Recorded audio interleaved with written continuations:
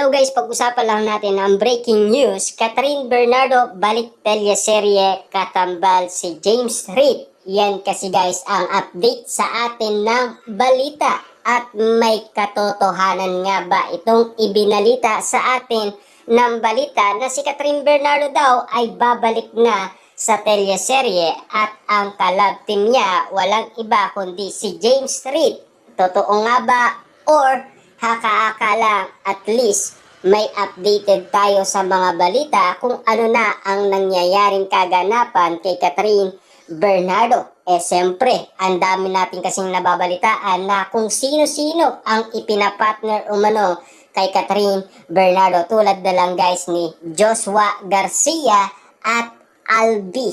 Diba? Kita nyo naman, ang dami. Nakakalito na, lalong-lalo na kahit si Alden Richard. Hindi na nating alam kung sino nga ba talaga sa kanila ang gusto ng mga fans ni Catherine Bernardo. Sabi nga guys ng balita, maugong ang tsikaan after 5 years. Magbabalik Dreamscape teleserye na raw si Catherine Bernardo. Ito'y matapos mapansin ng netizens ang litrato ng aktres na nakalitaw sa screen sa ginawang creative summit ng Dreamscape kamakailan. Say ni Ogie sa programang Showbiz Overtime sa DWAR Abante Radio. Uling teleserye na raw kasi ng kapamilya aktres sa Dreamscape ang Mara Clara noon 2010 pa. After 5 years nga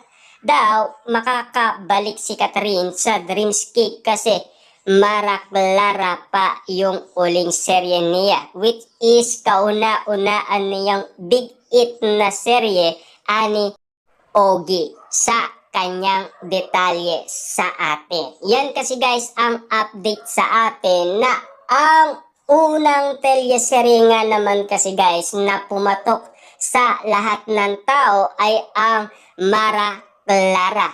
Iyon ang big hit kasi guys ni Catherine Bernardo. Kaya nga naman guys, balik teleserye na daw si Catherine Bernardo after 15 years nga naman kasi.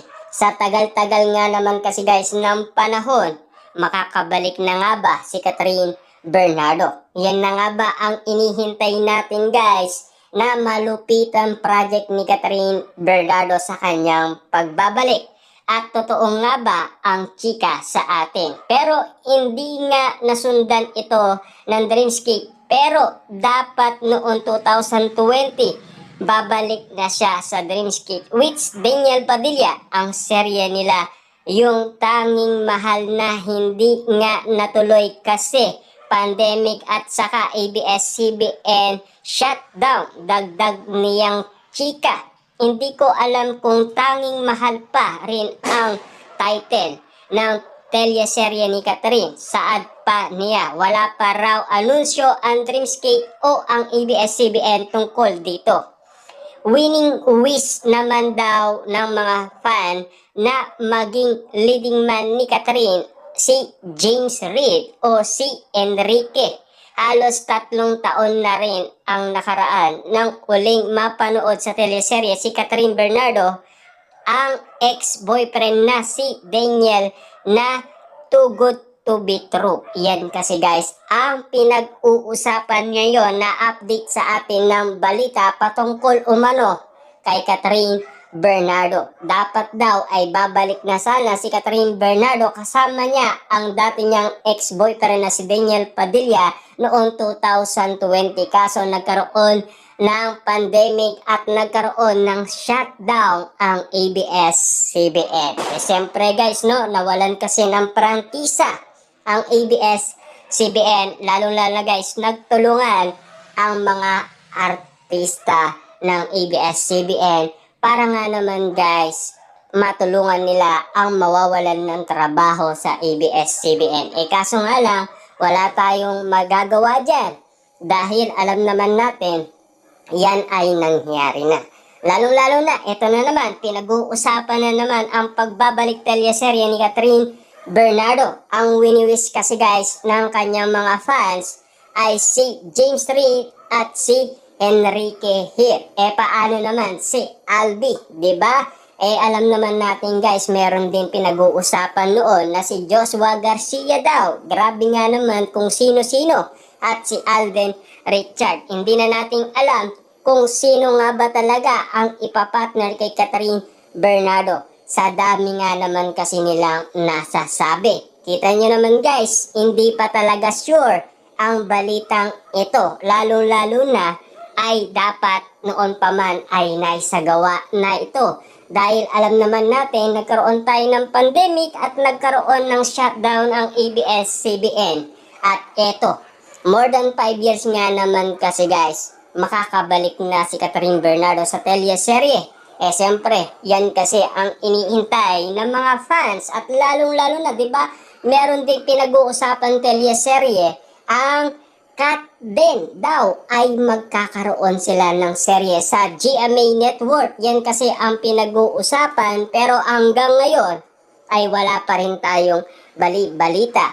Dahil kung ano man ang magiging project ni Catherine Bernardo at Alden Richard, movie man o teleserye, maging masaya tayo sa updated sa atin. At least nalalaman natin kung sino talaga ang ipapartner kay Catherine Bernardo. Maging masaya na lang tayo sa ginawa ng management para kay Catherine Bernardo kung saan siya komportable, sino ang kanyang makakasama, dahil yun din kasi ang pinirmahan niyang kontrata na kailangan ma-challenge daw si Catherine Bernardo at makilala niya naman ang kanyang mga leading man. Diba? Yan kasi guys ang pinapangarap ni Catherine Bernardo after hiwalayan Daniel Padilla. Kasi ayaw niya daw mag-stay sa isang collab team niya. Kasi ang mas gusto niya yung palit-palitan. Ibig sabihin, ayaw niya nang mag-stay